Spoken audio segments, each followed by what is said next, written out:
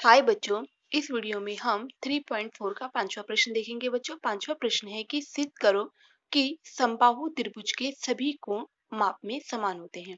तो सबसे पहले बच्चों, समबाहु त्रिभुज क्या होता है? समबाहु त्रिभुज वह त्रिभुज है जिस त्रिभुज की तीनों भुजाएं कैसी होती है? समान होती है।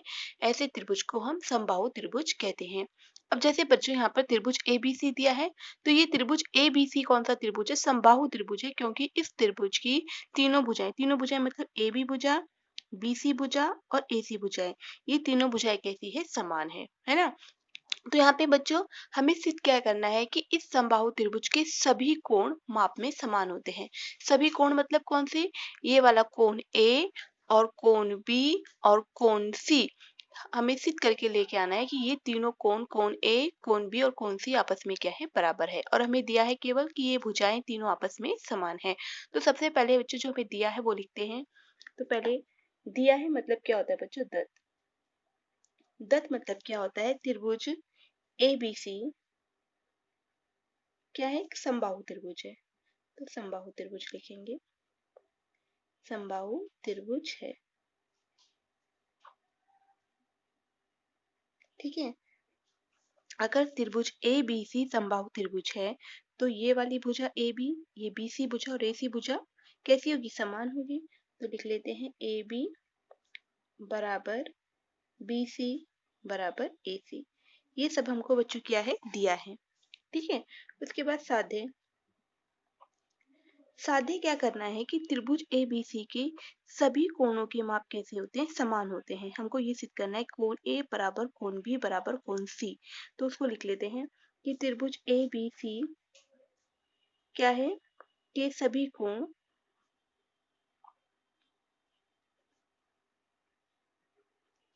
समान होते हैं। समान को हम लिख लेते हैं समान कोणिक होते हैं। समान कोणिक होते हैं। ठीक है। यदि त्रिभुज ABC के सभी कोण समान कोणिक होते हैं, तो इसका मतलब क्या है? कोण A किसके बराबर है? कोण B और कोण C के। तो लिख लेते हैं इसका मतलब कोण A बराबर कोण B बराबर कोण C। तो हमको ये सिद्ध करके लेके आना है कि बच्चों की कोण A, कोण B और कोण C आपस में क्या है? समान है। तो उपपत्ति कैसे करेंगे बच्चों इसकी?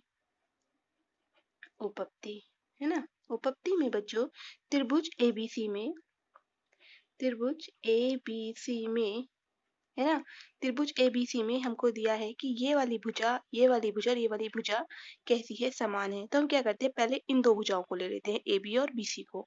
तो AB बराबर BC, ये हमको क्या है बच्चों? दत्त है। तो यहाँ पे लिख लेंगे दत्त है। दत्त है मतलब क्या होता है? दिया है।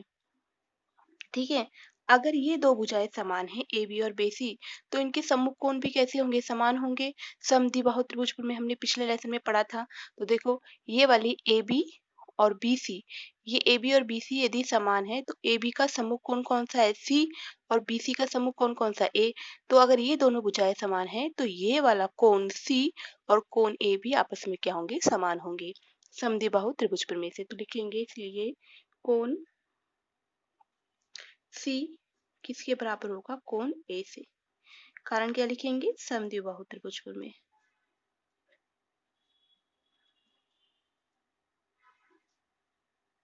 त्रिभुज प्रमेय से।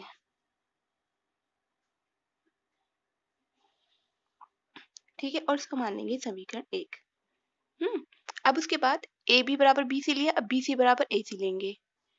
BC बराबर AC, BC बराबर AC, ये भी हमें क्या है? दत्त है। तो दत्त लिख लेंगे। ठीक है। अगर ये दोनों भुजाएं समान हैं तो इनके सम्मुख कोण भी कैसे होंगे? समान होंगे। तो ये रही BC भुजा और ये AC भुजा। तो BC का सम्मुख कोण कौन सा है? कोण A और AC का सम्मुख कोण कौन सा है? कोण B। तो लिखेंगे इसलिए कोण A, BC का सम्मुख कोण कोण A और AC का सम्मुख कोण कोण B। तो ये दोनों भी आपस में क्या होंगे? समान होंगे। इसको मान लेंगे 2। कारण क्या लिखेंगे? समद्विबाहु त्रिभुज प्रमेय से।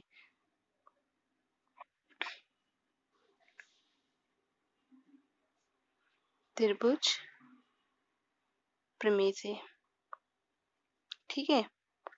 अब उसके बाद बच्चों समीकरण 1 और 2 को देखिए, समीकरण 1 और 2 को। समीकरण 1 में क्या है, कोण सी का मान कोण ए के बराबर है, और समीकरण 2 में कोण ए का मान कोण बी के बराबर है। इसका मतलब कि ये तीनों कोण आपस में कैसे हैं, समान हैं। तो लिख लेते हैं संबंध 1 व 2 से, है ना। तो 1 व 2 से हमने क्या देखा कि कोण ए सी के बराबर है, तो पहले कोण ए को लिख लेते हैं, कोण ए बराबर कोण सी, और कोण ए किसके बराबर है, कोण बी के। तो इसको हम क्या करते हैं, कोण बी के भी बराबर रख लेते हैं। यही हमको क्या करना था, यहाँ पर सिद्ध करना था। तो हमने सिद्ध करने में दिखा दिया कि ये तीनों कोण जो है आपस में क्या है, समान है। ठीक है, इसके बाद आगे का प्रश्न हम अगले वीडियो में देखेंगे।